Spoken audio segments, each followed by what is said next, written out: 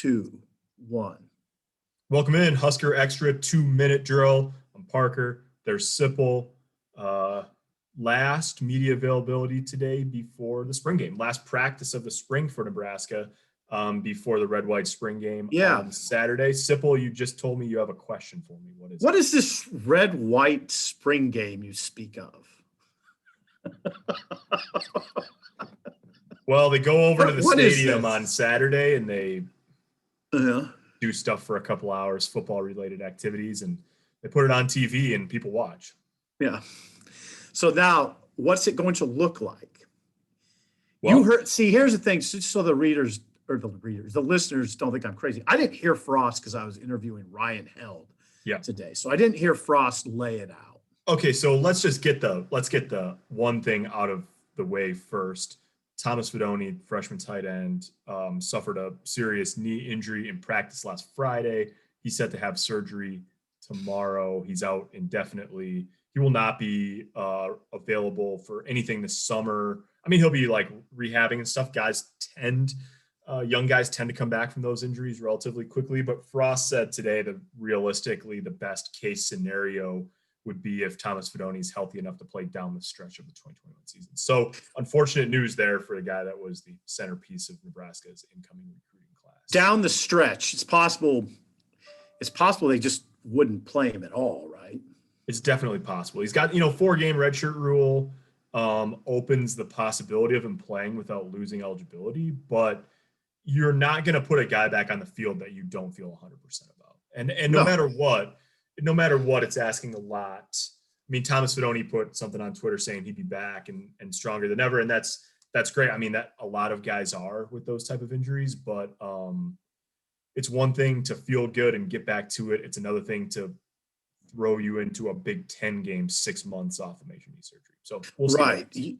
I totally agree with you, Parker. There's no reason to rush him back. No.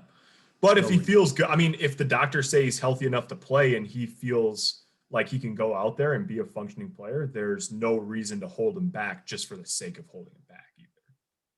Okay. It'd be a good situation for Nebraska if he's healthy enough and confident enough in November that he feels like he can play football and the doctors think he can. That would be a good situation for Nebraska at this point. Okay.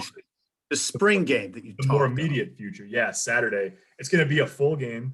The first half is going to be thud, for those of you familiar with the term. Not tackle, just kind of like to the whistle.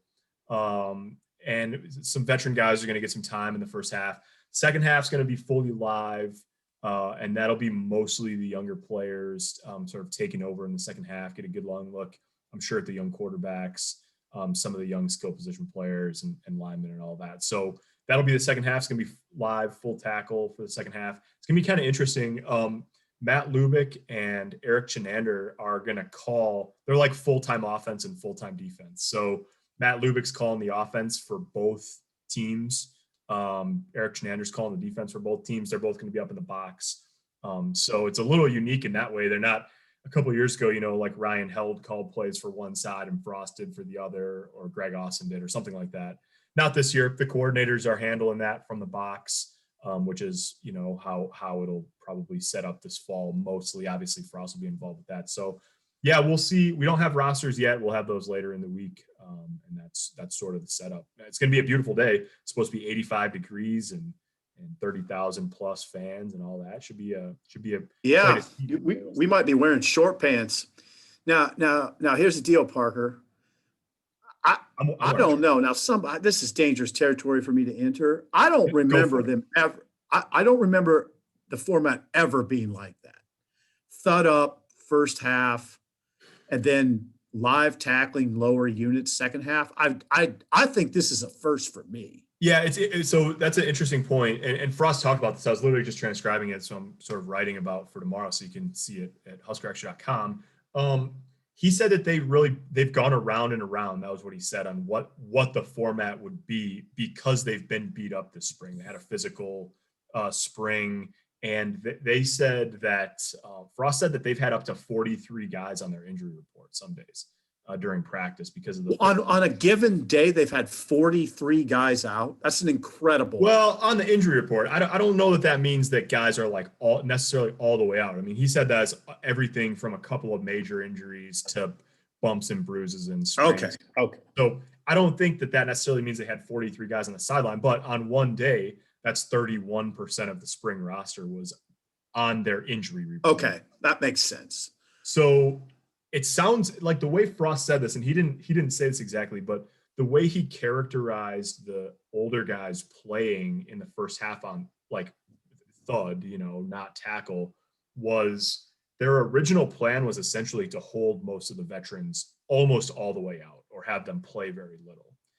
And they adjusted to this plan to play a full half without live tackling so that those guys could get some reps and play a little bit in the spring game.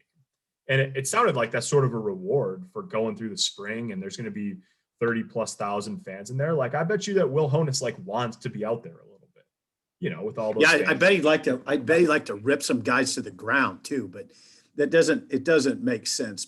I don't know.